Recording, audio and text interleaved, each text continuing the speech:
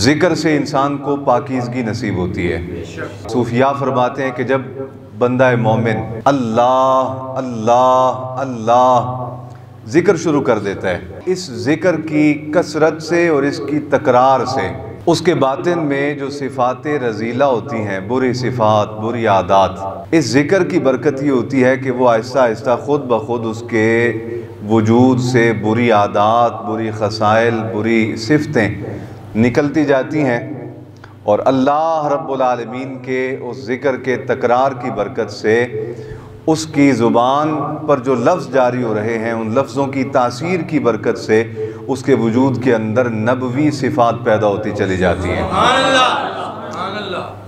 نبوی صفات کیا ہے؟ نبوی صفات پاکیزگی ہے، نبوی صفات طہارت ہے، نبوی صفات معاشرے کے لیے اور معاشرے کے افراد کے لیے خیر کا سبب ہونا ہے۔ نبی پیدائشی طور پہ خیر ہوتا ہے، نبی کا قلب پیدائش کے طور پر ہی امت کے لیے خیر کا سبب ہوتا ہے۔ نبی کا قلب، نبی کا دل فطرتاً اللہ رب العالمین کی ذات، اس کی صفات، اس کی اسماء کا مشاہدہ کرنے والا ہوتا ہے۔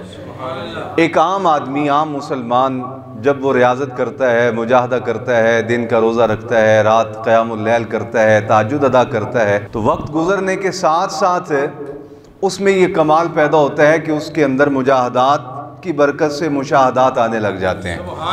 یعنی ایک بزرگ یہاں تشریف لائے ہمارے مشائخ میں سے، تو مجھے آپ نے ایک بات ارشاد فرمائی، فرمایا میں اس زمانے میں نوجوان تھا، میرے شیخ مکرم تشریف لائے، دل میں خواہش پیدا ہوئی تو میں نے عرض کیا کہ حضور کوئی وظیفہ عطا فرمائے۔ وظیفہ لفظ وہی ہے جیسے میں نے عرض کیا اللہ، یہ اللہ رب العالمین کا ذاتی نام ہے، الرحمن الرحیم۔ جب معین تعداد کر کے اس کا تکرار شروع کیا جاتا ہے تو وہ وظیفہ بن جاتا ہے۔ انبیاء کرام علیہم السلام کو یہ عطا فرمایا گیا، جناب موسیٰ علیہ السلام کو، بلکہ مولا علی المرتضیٰ نے بارگاہ رسالت میں عرض کی یا رسول اللہ کوئی خاص کلمہ عطا فرمائے۔ آقا علیہ السلام نے ارشاد فرمایا اے علی لا الہ الا اللہ پڑھا کر۔ کلمہ اسلام اس کے دو جز ہیں، پہلا کلمہ توحید اور دوسرا کلمہ رسالت۔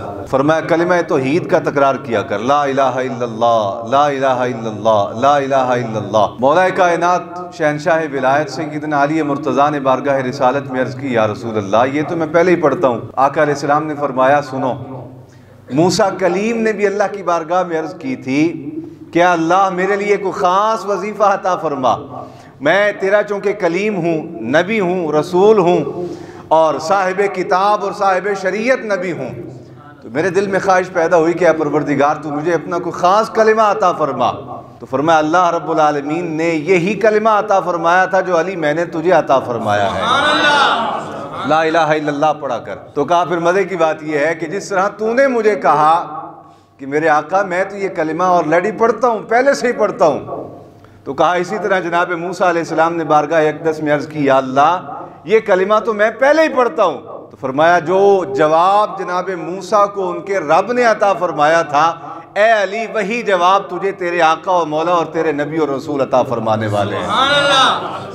عرض کی یا رسول اللہ وہ کیا جواب تھا؟ تو فرمایا رب نے ارشاد فرمایا موسیٰ یہ جو تمہیں حکم دیا گیا کہ تو لا الہ الا اللہ کی تکرار کیا کر، اس ایک جملے کا وزن قیامت والے دن میزان میں اتنا زیادہ ہوگا کہ اگر ایک طرف ساری کائنات کے اعمال نیکیاں رکھی جائیں گی اور دوسری طرف لا الہ الا اللہ رکھا گیا، اللہ رب العالمین نے فرمایا موسیٰ لا الہ الا اللہ ساری کائنات کی نیکیوں اور اعمال صالحہ پر وزن باری کر جائے گا۔ سبحان اللہ۔ تو تکرار کیا جاتا ہے لا الہ الا اللہ اللہ اللہ۔ اسی طرح درود پاک آپ پڑھتے ہیں، ایک بار پڑھ لیا کافی ہے، بلکہ نجات کے لیے تو اتنا بھی کافی ہے اگر اللہ رب العالمین قبول فرما لے، لیکن تکرار کیا جاتا ہے۔ بزرگ فرماتے ہیں کہ آپ 101 بار ہر نماز کے بعد پڑھیں، 11 بار پڑھیں، 10 بار پڑھیں، 21 بار پڑھیں، 41 بار پڑھیں۔ تو فرمانے لگے کہ میرے شیخ مکرم تشریف لائے تو میں نے عرض کیا کہ کوئی وظیفہ عطا فرما دیں، تو فرمانے لگے تو ہر نماز کے بعد 12 مرتبہ درود ابراہیمی پڑھا کر۔ میں نے عرض کیا کہ یا شیخ میرے جو معمولات ہیں روزانہ کے، ایک تو میں قرآن مجید پڑھاتا ہوں، حفظ کرواتا ہوں، تفسیر قرآن پڑھاتا ہوں، حدیث پڑھاتا ہوں، اس کے ساتھ ساتھ میرے روزمرہ کے جو درود پڑھنے کے حوالے سے معاملات ہیں وہ تعداد بعض اوقات 1000 ہو جاتی ہے، بعض اوقات جو ہے وہ 2000 تک چلی جاتی ہے، بعض اوقات 3000 تک چلی جاتی ہے، ان تعداد زیادہ ہے۔ آپ مجھے ہر نماز کے بعد 12 بار ارشاد فرما رہے ہیں، کہاں 2000 3000 4000 درود پاک کی تعداد، اور کہاں 12 مرتبہ ہر نماز کے بعد، اور ٹوٹل ملائیں تو یہ بنتا ہے 60 مرتبہ۔ تو فرمایا میرے شیخ مسکرانے لگے، فرمایا شہزادے وہ تو ہزاروں کی تعداد میں جو پڑھتا ہے وہ خود پڑھتا ہے، یہ میں پڑھوا رہا ہوں۔ تو اللہ رب العالمین نے جناب موسیٰ علیہ السلام کو بھی یہ تلقین فرمائی کہ ذکر کیا کرو لا الہ الا اللہ، اور سید عالم صلی اللہ علیہ وسلم نے مولا علی المرتضیٰ شیر خدا رضی اللہ تعالیٰ عنہ کو بھی تلقین فرمائی ذکر۔ تو اللہ رب العالمین نے اپنے پاک کلام قرآن مجید میں اس کلام اللہ کو ذکر ارشاد فرمایا، اِنَّا نَحْنُ نَزَّلْنَا الذِّكْرَ وَإِنَّا لَهُ لَحَافِظُونَ، فرمایا یہ ذکر ہے جو ہم نے نازل کیا ہے، ہم ہی اس کی حفاظت فرمانے والے ہیں۔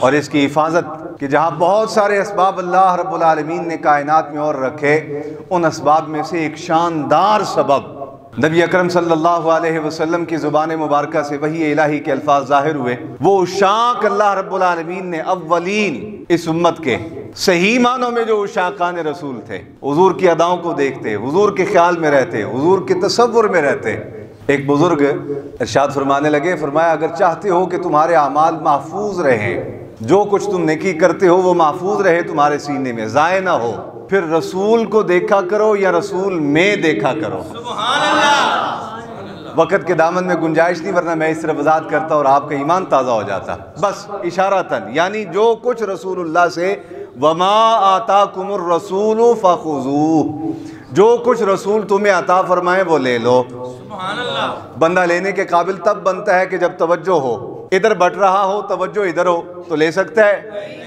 تو کہا تم رسول کو دیکھو یا رسول میں دیکھو۔ اب رسول کو تو دیکھیں گے قیامت والے دن، یا اللہ رب العالمین مقدر سنوار دے، آنکھ لگے اور باطنی نگاہ روشن ہو جائے تو دیدار نصیب ہو جائے، یہی دو صورتیں ہیں۔ لیکن اللہ رب العالمین نے جو قرآن نازل کیا اور سید عالم صلی اللہ علیہ وسلم کی عادات مبارکہ کو جو اسوہ بنایا میرے اور آپ کے لیے، یہ دو چیزیں ایسی ہیں جن میں رسول اللہ کے حسن و جمال کی کامل جھلک نظر آتی ہے۔ سبحان اللہ۔ یہ بڑی خاص بات ہے، اللہ کے قرآن سے وابستگی ہو جائے تو رسول اللہ کی محبت کی خوشبو آنے لگ جاتی ہے۔ بہت سارے اکابر امت کے مشائخ ایسے گزرے ہیں کہ جو بطور وظیفہ ہی قرآن مجید کو پڑھا کرتے تھے۔ میں نے آج سے 2 جمعے پہلے یہ بات بیان کی تھی، میرے والد گرامی حضور فنا فی الرسول رحمۃ اللہ تعالیٰ علیہ ساری زندگی اللہ کا قرآن پڑھایا، ساری زندگی، اور 1 روپیہ معاوضہ نہ لیا اس پر، بلکہ مجھے یاد ہے کہ آپ پڑھا رہے ہوتے تھے اور دوران تعلیم کوئی بچہ حفظ کر لیتا، اس کا حفظ مکمل ہو جاتا تو اپنی جیب سے پیسے نکالتے اور نکال کے کسی بڑے طالب علم کو بلاتے، اسے فرماتے یہ پکڑو، جاؤ بازار سے مٹھائی لے آؤ، چائے لے آؤ، دودھ لے آؤ، ان کے لیے لسی بناؤ طلباء کے لیے، ان کے لیے آج پھل لاؤ، فلاں ہمارا بچہ حافظ قرآن بن گیا ہے۔ ساری زندگی قرآن سے وابستہ رہے، اور ہمارے شیخ کریم حضور قبلہ عالم حضرت خواجہ عبداللطیف صاحب سرکار رحمۃ اللہ تعالیٰ علیہ آپ کے سسر بھی تھے، رہبر و رہنما بھی تھے، روحانی پیشوا بھی تھے۔ تو کئی بار فرمایا آفت جی میرے کو کچھ لے لو، کچھ لے لو۔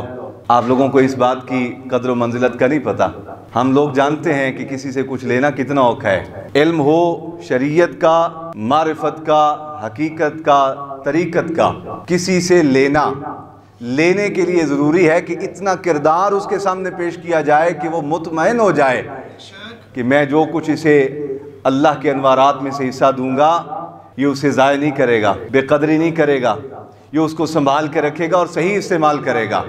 بہت محنتوں کے بعد کسی کا دل مطمئن ہوتا ہے اور وہ جو کچھ خزانہ اسے اللہ کی بارگاہ سے ملا ہوتا ہے، رسول اللہ کی بارگاہ سے ملا ہوتا ہے، وہ عطا کرتا ہے۔ بہت محنتوں کے بعد بڑی ریاستیں کرنی پڑتی ہیں، چونکہ سسر تھے، رہبر و رہنما تھے، تو فرمایا آفت جی کچھ لے لو۔ عرض کی حضور مجھے کچھ نہیں چاہیے، بس میں آپ کی زیارت کے لیے حاضر ہوتا ہوں۔ اور ادب کا عالم یہ تھا کہ آپ کی موجودگی میں ننگے پاؤں رہتے، آپ کے آستانے پہ، آپ کی خانقاہ پہ ننگے پاؤں رہتے، جوتا نہ پہنتے۔ دامادوں کے تو نخرے ہی بڑے ہوتے ہیں۔ فرمایا لے لو کچھ، اور بہت کچھ تھا آپ کے پاس، بہت کچھ تھا۔ جنات آپ کے مریدین تھے، کئی غیر مسلم جنات آپ کے ہاتھ پہ کلمہ پڑھ کے مسلمان ہوئے۔ کہا کچھ لے لو، کہا حضور بس آپ کی زیارت کے لیے آتا ہوں، آپ کی خدمت کے لیے آتا ہوں، کچھ نہیں چاہیے۔ پھر ارشاد فرمایا کسی اور موقع پہ کچھ لے لو، کہا نہیں حضور کچھ نہیں چاہیے۔ ایک طویل عرصہ بیت گیا اسی طرح۔ عرض کی حضور اچھا آپ دینا چاہتے ہیں تو مجھے خدمت قرآن عطا فرما دیں۔ سبحان اللہ، خدمت قرآن۔